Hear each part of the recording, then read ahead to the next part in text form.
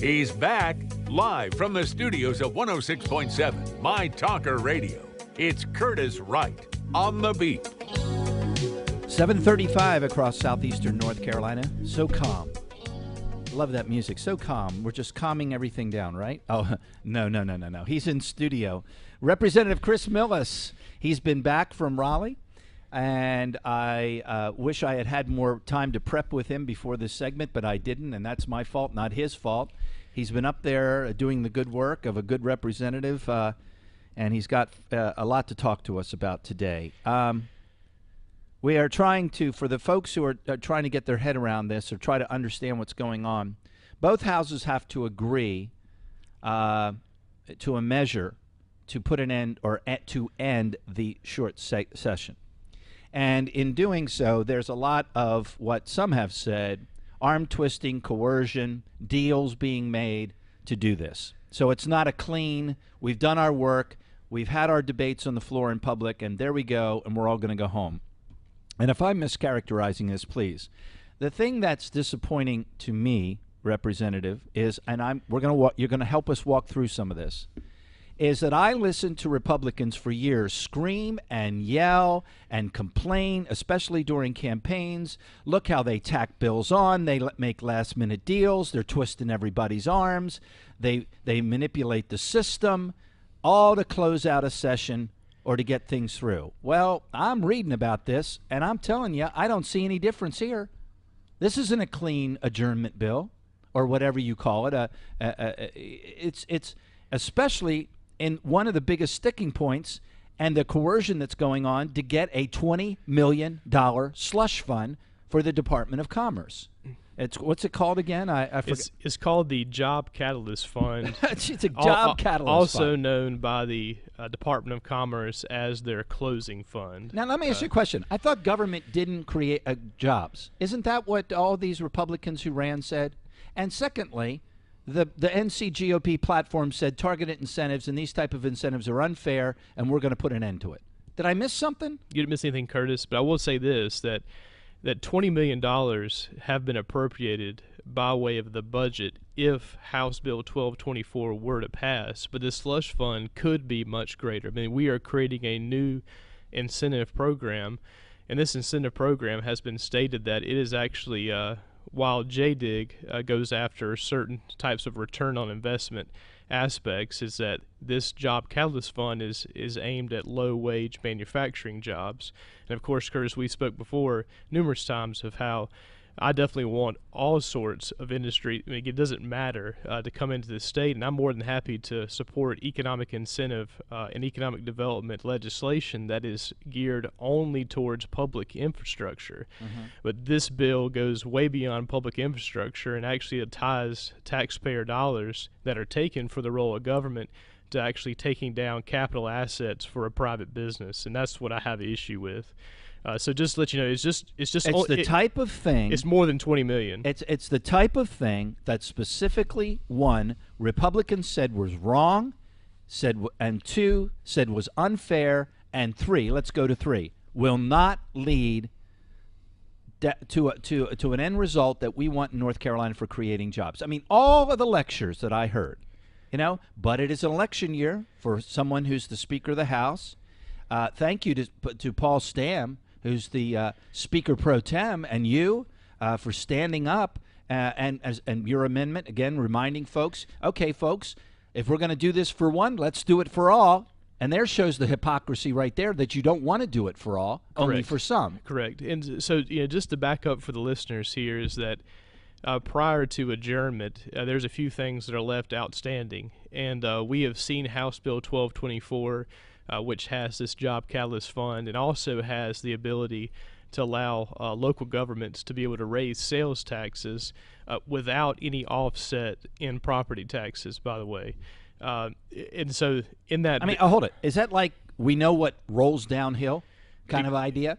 I mean, really? Exactly. Now, I understand that we're trying to get ourselves in a better position as a state in regard to tax structure, But I'm not here to actually shift tax burden from the state to the local government. Again, if the provision was to get at use and raise sales taxes for local governments, but then offset in a net revenue neutral standpoint, property taxes, which we know from an economic standpoint are incredibly egregious, that's one thing, but it does not do that. It's about new revenue, and I have a tremendous problem with that. So you have those two things into a bill. Well, what happened is that there's a small $4 million error in the budget that has to do with teachers' assistants. So instead of having a clean teacher assistant bill, the Senate, to fix the problem. Yeah, to fix the problem, both the Senate and the House leadership, I don't know who's guilty about this, but they tied that fix into the actual corporate welfare and local government tax increase bill called House Bill 1224. So basically, in other words, if you want this, then you're going to give us this. That's exactly right. Okay, and if you want teachers' assistants, then you're going to give us this. Now, what's more egregious, let's be clear, is that the Republicans are demanding a $20 million plus slush fund. Correct. It's not like they're demanding, more, more paper or pencils for classrooms or something like. No. It's something they specifically said that they're against. Elect us to the majority. Correct. And they're also allowing local governments to actually raise taxes without any type of offset. So again, you have that and that's being leveraged. But what's most egregious about it is that when there's some of us that actually say no, that you saw it only it was not added to the calendar by one single vote would have flipped and it would have been added to the calendar that day, is that we're told, even though we want to stand against those things, is that we'll just go to the Democrats and get the votes we need. So a representative in a report from the News and Observer, Paul Stam, who is the House Speaker pro tem, called the incentives bill the same turkey it was 2 weeks ago. So who's the turkey that's bringing up the turkey? It's got to be the House. It's got to be the Speaker, right? Curtis, it's more than that. Both aspects of leadership, both in the House and Senate, are in on this. Again, if the Senate would put forth a clean TA bill, we'd have the fix and we'd be gone out of Raleigh as of last Friday. But they haven't. There's no doubt that both sides want. Well, that's my point. We're not fighting over something that is a conservative principle that all of these people, ran on. Now, I shouldn't say that way because actually that is the fight. Yep. What this group of Republicans want is something they specifically have said they're against. Yep. We're going to put an end to it, and we're not going to do this anymore. Yep. And you understand, Curtis, is that I'm not an obstructionist. I've even said the local increases in sales taxes for local governments, if it's offset in property tax reduction, I'm willing to listen. Well, wait a second. Wasn't that another promise that we're not going to do this anymore? Yep. If we're going to take something, and even the governor said this a couple months ago to teachers, if we're going to take this over here, then we've got to take it away over here. That's right. And also, too, in regard to the actual economic development, if we want to try to create an environment where jobs can grow and not directly create jobs with taxpayer dollars, it's one thing to talk about these monies going towards public infrastructure. Right. But again, so it's not that everybody benefits. Again, that's exactly right. But again, that's not what we're being told. We're talking about increases in local government taxes without any offsets. We're also talking about this slush fund, which is at least funded at $20 million, could be more as it moves along. Is that it's going to go to capital assets for private businesses, and again we're being leveraged upon this after we've said no continuously as a Republican caucus. That we're going to tie this TA fix. So in the House, the Republican caucus has said, as a majority, has said no. Well, the thing about it is, Curtis, is that since the TA measure has been leveraged in there, I don't know as of right now if a majority of Republicans will say no because they feel like they're over a barrel, that this is the only opportunity that they will have to fix the TA problem.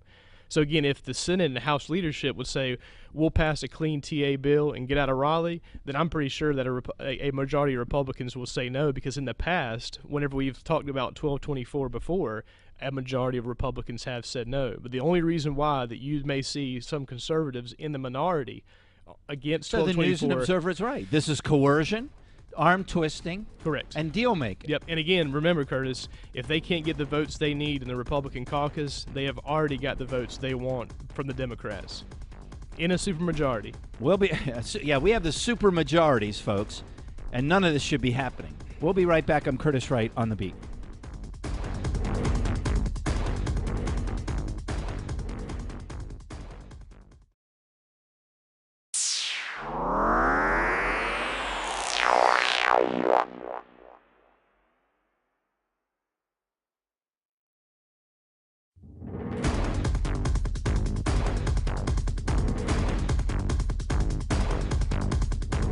Okay, we're back live here on the beat. Representative Chris Millis. So let me see if I've got this straight. The Speaker of the House, because things aren't going the way that he wants it, continually is sending you guys home, and in between gavels is out lobbying Democrats. Sounds a lot like Mississippi and Mr. Cochran. Well, if I can't, convince conservatives, I'll just go out and get a bunch of Democrats and get my way. Is that what I'm hearing? That's exactly what's happening, unfortunately. So in other words, a conservative caucus does not want this. You want to stick to your principles and stick to the promises. And there are people in the Republican leadership saying, well, fine, then we're just going to send you home for the day, and we're going to go out and find Democrats, and we're going to get our way. Well said. And again, Curtis, I just want to make sure that listeners understand that this problem is exacerbated not just by one chamber of the House, but also both chambers. Again, if we had a clean TA fix and an adjournment resolution that said go home now, it would be done. But, of course, that's not what we're presented with. We're actually being leveraged to actually fix a minor TA error to the tune of $4 million out of a $21 billion budget. That's nothing, right? Exactly. So, and that's teachers' assistants for those, again, who don't understand. Yes. Okay, so that would fix the teachers' assistants issue. I'm thinking about the $2.1 billion that it cost us for illegals in our state. You can see fixing teachers' assistants, $4 million. That's like you and me getting an extra order of fries, small fries at McDonald's, okay? And it could be fixed, it could be over with, and the Republicans say we stuck to our principles. Correct. Instead, you're fighting over a slush fund. Correct. Targeted incentives. When you say government doesn't create jobs, you shouldn't be doing it, it's unfair, we're going to put an end to this, which was the promise.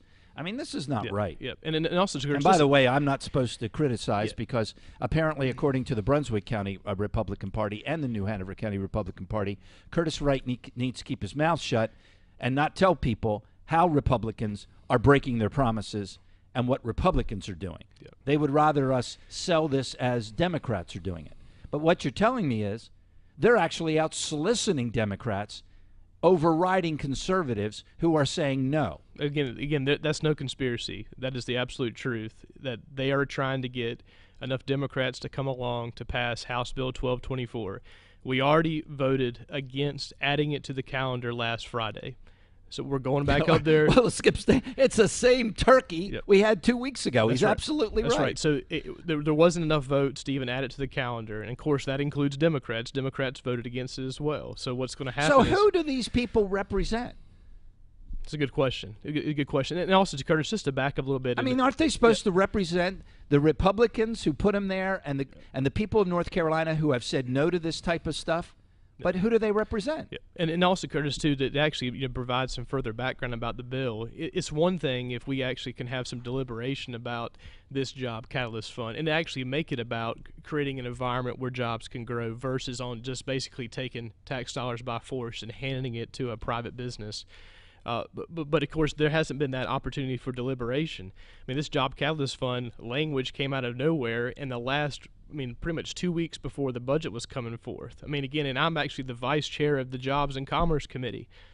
And you were in the dark. Yeah, it just came out of nowhere. Well, and again, I'm going to tell you, I've been around for a long time listening to Republicans. Oh, this is what they do all the time. It's a last-minute thing. They play games in committee. Then they dump it on the floor, and then they shove it down our throat. Well, wait a second.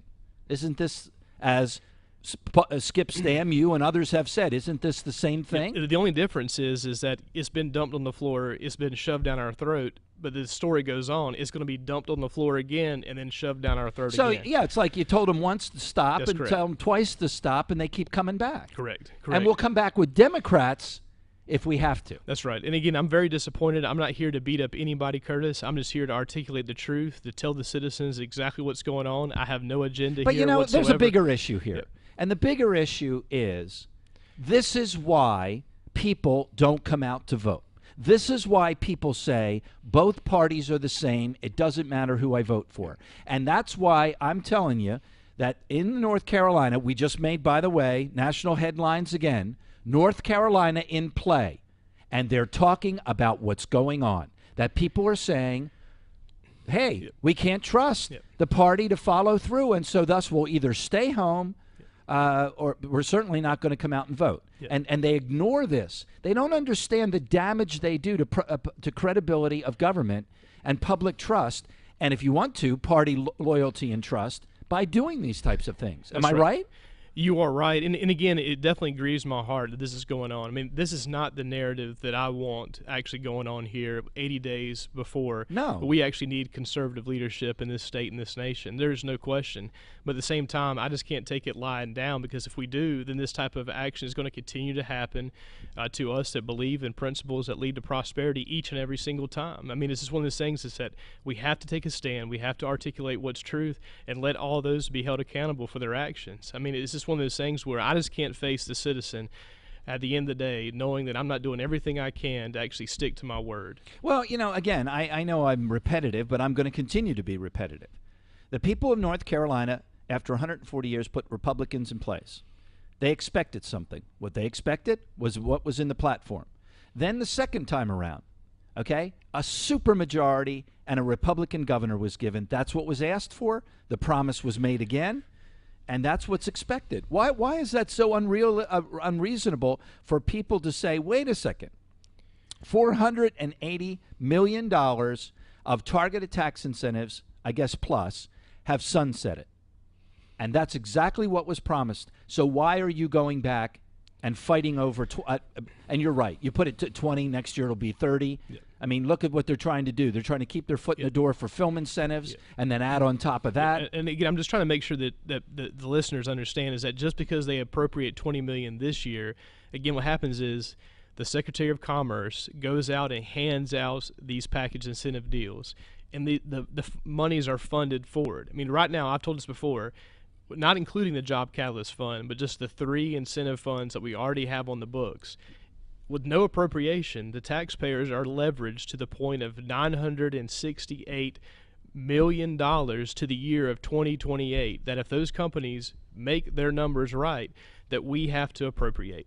Those contracts are not only signed by the Secretary of Commerce, but also by the Attorney General. How are they legal when you are binding, when people are, previous and current legislature? I thought that was against the law to bind the public body for that kind of to an obligation. It's very crafty, Curtis. I don't believe it's right. It's what's been done. Again, it's the same way that we actually have the actual past film tax credit, that monies go directly out of the Treasury without a vote by the General Assembly or without appropriation in the budget.